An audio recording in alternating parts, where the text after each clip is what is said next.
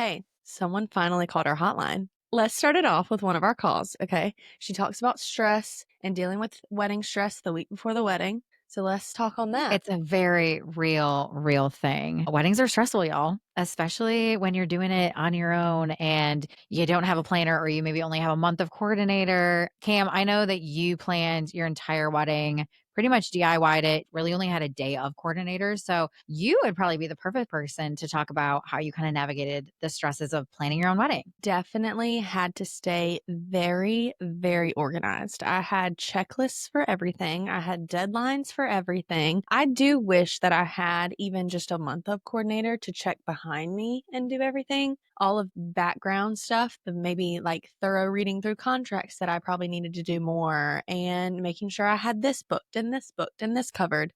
But definitely organization was key. Yeah, I mean, I live and die by a calendar daily. It just keeps life in general less stressful, but especially when I'm dealing with my clients. If you are hiring me for a partial planning or full planning and you're wanting to be a big part of that process with me, I love Google Drive. Google Drive helps so much because you can kind of designate separate folders. It's where you can keep all your quotes, you can keep all your, maybe if you have like a menus and you're like have different selections, you can have all your contracts in one place. So both parties are able to log in and see everything, but it keeps you so organized. Also, checklists, templates. I love it. We will put some of them in our bio and our Instagram that you guys can purchase because templates are so big. You want to make sure that you're staying on track, that you're doing things in a certain order so that tasks are being done in a time frame to where you're not saving everything till the last minute or you're not doing everything in the beginning, especially when you're working with a budget.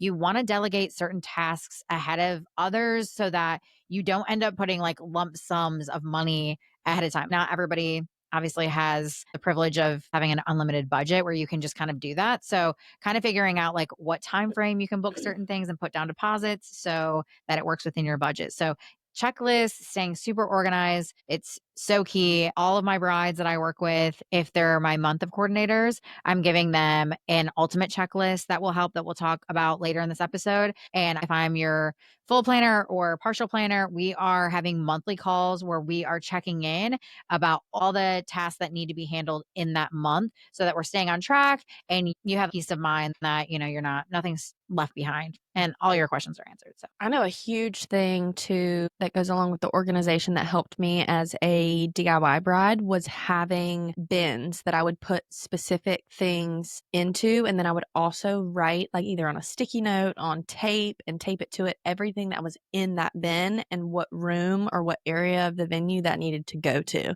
So that helped me a ton. I love that tip. I tell all my brides that too. So it's helpful to your planner. It's also helpful to you. So when you start to purchase decor, having separate bins in place, especially if they're clear, you're able to very quickly see what items that you've already purchased, what items you still need for that designated portion of your day. So having one labeled ceremony and putting all your ceremony decor or anything that you're needing for ceremony, anything for cocktail hour, same thing with reception, after party, anything like that. So having those organized bins are fabulous. They're great for your planner because we're going to ask you for a detailed decor list, especially if you're bringing a lot of decor. We want to make sure that it's all being utilized. You obviously have a vision, you've paid for the stuff. We want to make sure we're putting it out and putting it out in the right spots, but we also want to make sure at the end of the night when we're breaking it all down for you that everything is going back in its proper place, and that nothing's being lost. So 100% any sort of checklist will just kind of ease your mind and let you know that you're on the right track and that you're not forgetting anything. Another great tip that helped me a ton was making a separate email with my soon to be last name.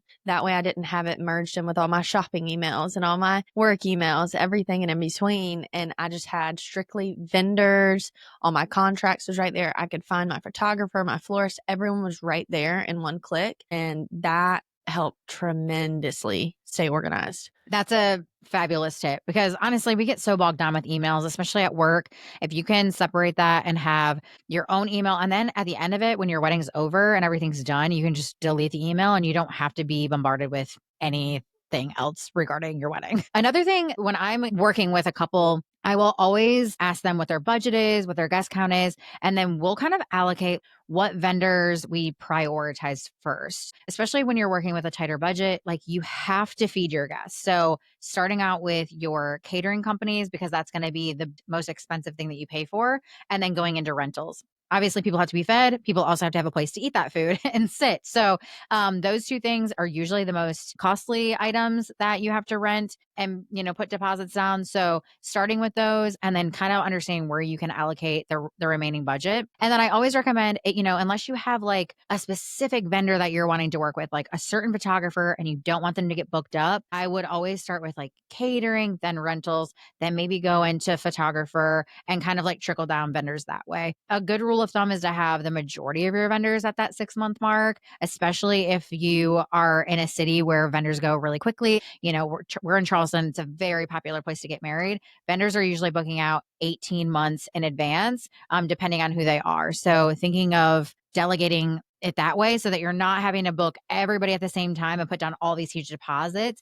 You definitely want to start with the big ticket items and then kind of go from there. What's like the most important to you? That's exactly what I did. I booked my venue and my photographer first just to ensure my photographer was available on that date or those dates that I wanted. And I like locked her in. And honestly, photographer is usually one of the first vendors that you choose because as soon as you get engaged, you're wanting to send out save the dates as soon as you have your venue picked out. And a lot of times you're wanting your engagement photos on those save the dates. So I understand that photography is usually one of the first vendors that are chosen after picking your venue and then getting your planner. But I also wouldn't be going with like an $8,000 photographer if you are working with a smaller budget and you're not even thinking about the fact that to feed 100 guests, it's usually going to cost you $15,000 to $20,000 of your budget. Something that will really help you is getting a planner and somebody that kind of knows the cost in your area and how much certain things are priced per person. Allocating certain time frames for certain bookings goes a long way, and usually your planner can help kind of guide you in that. I think that another great hot take is that when planning your wedding, you can definitely ask your mom and your dad and your in laws who they would like to have invited to your wedding, but you do not have to listen to every single person that they want you to invite. You don't have to listen to even aunts and uncles, brothers, sisters. It is your wedding. It is you and your partner's wedding. It is your day. Only invite the people that you want to be there to celebrate you. This is always a tough one too because it's your wedding and you're listening to so many outside opinions, and it is hard to kind of drown out that noise. It causes a lot of unnecessary stress for sure. I was one of those people where planning was one of the loneliest and most stressful times for me when I was planning my own wedding because I just never anticipated certain people to treat me the way that they did during that process. I was always the person on the outside that was like, "Oh, that will never happen to me. That's not my family or friends or whoever." And then it turns out like true colors come out when you're planning a wedding. It gets crazy. But I think in order to like keep the stress level down, you really just have to be on the same page with your fiance. You guys have to go in as a united front and just kind of drown out the background noise. Obviously, you have to invite certain people. There are a lot of politics that go along with your wedding, but it is ultimately your wedding day. So I think be respectful, but also do what you want to do and kind of like leave a lot of those opinions out of it so that you aren't feeling so incredibly overwhelmed. And honestly, you want it to be somewhat fun. It is a little stressful. It's obviously a big party. It's something that you've never done before, but it shouldn't be something that you're dreading or that at one point you're just like, I should just elope. Like, this is just not even fun anymore. And I don't want to do it. We were so close to just switching to that because it was just so much stress and so many outside opinions coming into our wedding. And in all honesty, we started on the elope track and then we decided like, hey, we want to have like a big wedding. We want to get married. I want to wear a wedding dress. I want to walk down the aisle. And then we got to making the guest list and that's when it got really hard. I think that was the biggest stressor was the guest list, but you can't let that determine your mood and your stress. You have to just brush right over it, invite who you want, and it does not matter because it's your day. A huge stressor is also feeling like you've forgotten things. And we're also going to put a link in all of our social bios that you can use as an ultimate checklist. The thought of feeling like you're forgetting something when you're planning a wedding is so normal because, again, you don't know what you don't know. You've never done this before. So, checklists are going to be your best friend. You don't even know what should be on the checklist. And like you're Googling or you're looking and you're trying to find templates and things like that. I have literally created a 30-page PDF file called the Ultimate Checklist that I send to all of my month of coordination brides because they're planning a lot of the wedding on their own. And so I'm like, hey, 6 weeks out, like, here you go. Here's a checklist. It's going to go over like what you should be doing at every single event, your ceremony, your reception, your cocktail hour, your rehearsal, things that you should be thinking about the morning of, who's getting designated certain tasks and who's delegating this and that. And so we're actually going to put that in our bio for you guys so that you can take a look at it. It's super helpful. Something to put in your tool belt while you're planning to just ease a little bit of that stress for you. Some of the things that I find that are commonly forgotten. First things first is like the marriage license. Guys, you have to sign it or it is not legal. Just do not forget that marriage license. Another thing you need to make sure that you don't forget is to get your rings cleaned and to also just get your rings, because we even almost forgot to have our rings on our wedding day. But you need to get your rings clean because you'll look better. It'll feel better. They're in all your pictures. And I've had so many brides that were like, I really wish I would have gotten my ring cleaned because it was in so many photos, like the up close photos, and it just looked not as sparkly as it could have. There's a little cleaner that you can get. It's like $7 or something on Amazon. And Also, getting your ring insured. I cannot tell you how many brides, and I put this on a specific list that I ask everyone because I would say at least 80% of my brides are like, no, I delegated that to my fiance and he hasn't done it yet. I'm like, y'all have been engaged for like a year. You trying to lose that thing? This is the biggest purchase that he's probably ever made in his life to this point for a lot of these guys. And to not get it insured is just silly. Like, you need insurance on that thing. So definitely making sure that you get your ring insured right after you get engaged. It's not that expensive. no, it's really not. And just to know that you have that, it's a weight lifted off your shoulders. I think another thing that you need to make sure that you have is who is supplying breakfast, coffee, drinks, water, tea, whatever you need that morning of, not only for your bridal party, but also your grooms and your groomsmen. Because it's such a long day. A lot of times you're starting the day at like 7 o'clock in the morning. If you're not eating all day long, you get to the ceremony, you feel like you're going to pass out. Another thing on this checklist is do not write your vows the day before, even maybe like the week of might still put a little bit of stress on you. Like, find a good day that you and your fiance go out to dinner. And when you come home and the emotions are high, it's lovey dovey, then write it then, because you have all those feelings in your head and in your heart. And then you can just write it down on paper and it would. I fully recommend writing your vows like 1 to 2 months out because when you get to that 1 month mark, all the money is due, your RSVPs are due, everything is due, everything. And honestly, it causes a lot of stress and animosity. I think me and my husband at the time were just like at each other's throats. Like, I had COVID, we were doing a renovation. Like, there was so much going on in our lives the month before our wedding. I was like, I don't even like you. Like, I don't want to write nice things about you. I can't even think of a positive thing to put in this vow book because I want to kill you. So honestly, doing it like before you get so stressed that you are just you're like, we're not even having a wedding. The wedding is called off. I'm just kidding. I love you so much. I will add and tell on Austin. And Austin, if you're listening, I'm so sorry I'm ratting you out. But I told Austin, I was like, listen, I'm writing my vows this month. Like, you need to make sure that you get that done and you don't do it the day before, which he's a very last minute person. So I wouldn't have been surprised if he did it the day before. But we got up to the altar and we read our vows at the altar during the ceremony. We had a small intimate ceremony. And I looked down at his book and there was nothing written there. And it kind of took me like, You it went a caught me off cappella. guard. Yeah. But it was like, it was great. Like, it was so heartfelt and I loved that he winged it and he said everything like straight from his heart. But I saw it, I looked down and I immediately remembered a month ago, I was like, I told him to write those and he didn't. That's a lot of pressure. If you don't have anything written down and you're Yeah. going straight off like just what's up here, especially during that moment, I definitely recommend. I mean, that was amazing that he did that, but for most people, it is a little nerve-wracking and there's just so much going on. I definitely would write them down just so that you can at least glance at them if, you just get caught up in the moment. But I've seen so many times where brides or grooms are writing them the morning of, and sometimes it can really negatively affect your timeline if a photographer is like waiting to take pictures of you and you're sitting there having to handwrite your vows from your phone to like your cute little vow book. Just make sure that's done ahead of time. You have no idea how busy the week of your wedding will be. Like, for instance, my second dress came in and it did not fit. So I'm scrambling around trying to do a million things the last minute. Even though I was super organized and super detailed, there was still so many unexpected things that happen the week of your wedding. And then a lot of people are coming into town early to celebrate you. So once all of your guests start showing up, like, you don't want to be doing final last minute things. You want to be celebrating and like enjoying the week of your wedding. So try to eliminate all those last minute tasks for like 2 to 3 weeks out or even a month out so that when you actually get to that week of, you can just fully be present and enjoy all of your people and just the time that you have instead of just stressing till the last minute. Yep, and make sure that if you are not wanting a piece of paper held up at the altar, you order the little cute books for it, and that would look so much better. Or even just with your first look, if you do private vows, it would look super cute in pictures. You just have to remember to order that.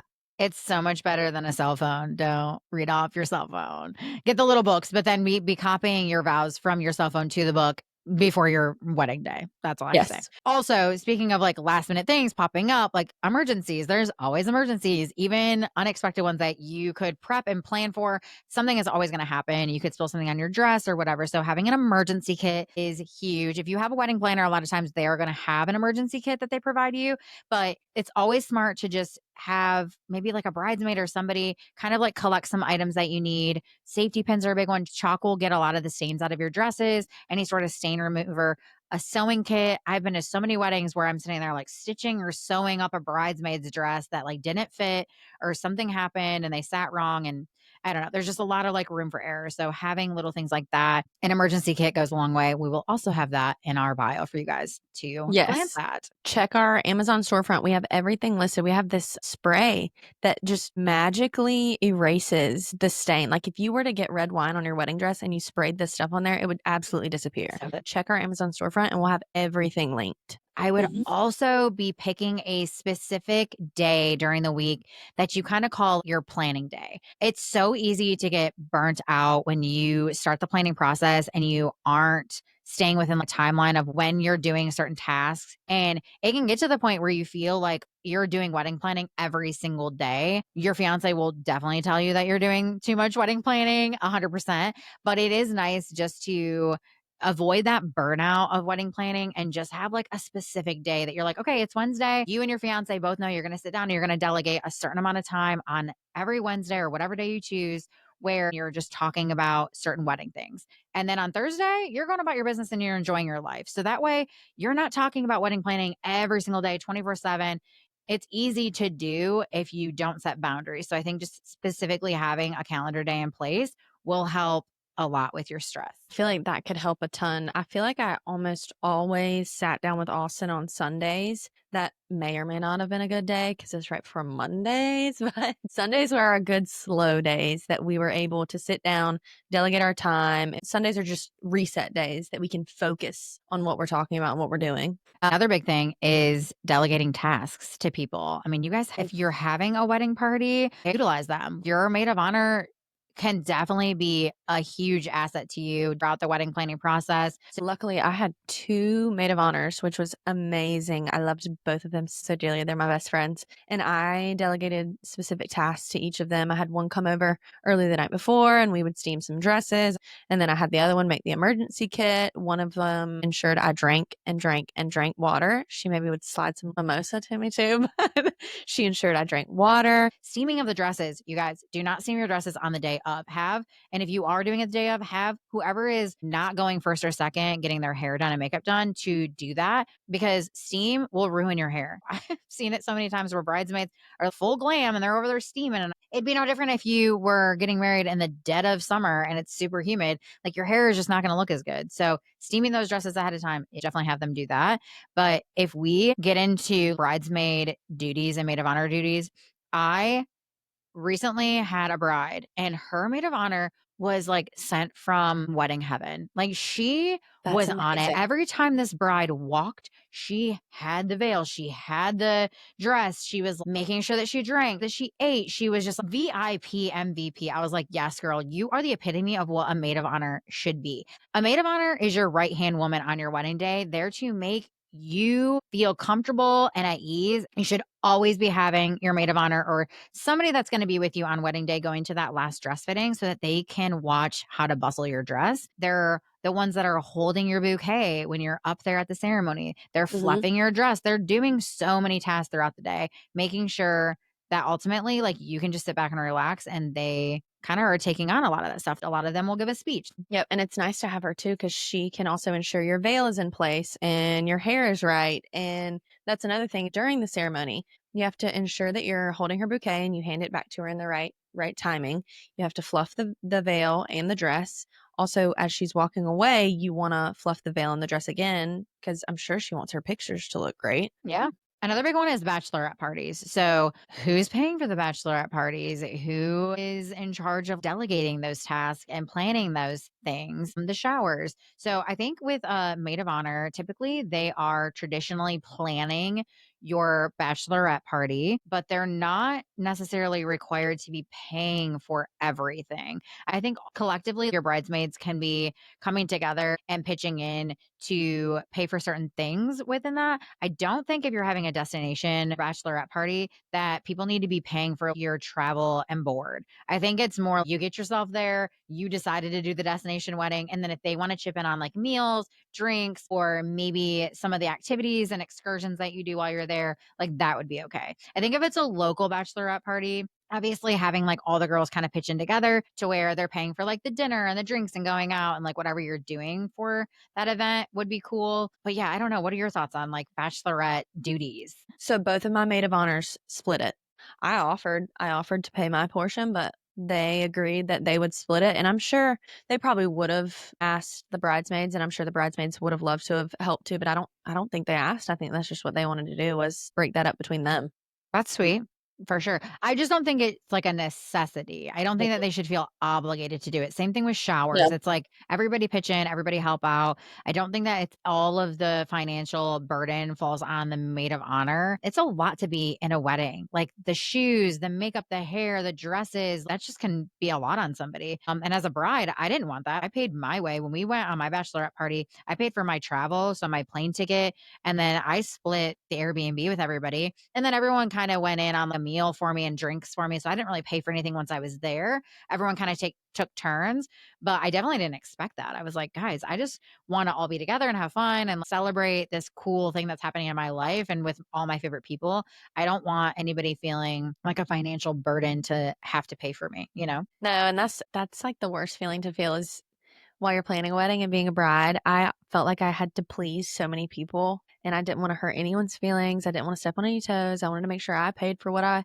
needed to pay for and needed to do and like the traditions and everything you're supposed to do right for a wedding. But later on, say 3 months out from the wedding, I had to like let that go out of my mind or else I would have gone insane. It would have been rough. Plus, I needed to stop comparing myself to other weddings and visions that I wanted on Pinterest because I had a certain budget that I had to stay in range for and I couldn't afford those things. Those things are being paid for by mommies and daddies that are paying so much money for their children's weddings. I had a lump sum that I had to run with and it looked beautiful, but I mean, Pinterest can be such a phenomenal tool with your wedding planning journey, but sometimes people are going really hard on their like Pinterest boards and they're like, I have to have everything that's in this Pinterest board. And you're not even thinking that a lot of times what goes on Pinterest is a published and it's published for a reason. They've spent hundreds of thousands of dollars on this wedding.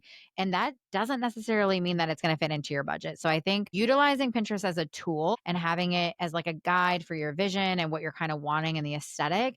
But I don't think you should be going into debt for your wedding. Like that's insane. You know, putting a bunch of stuff on credit cards that you can't afford to pay off is insane. It is one day.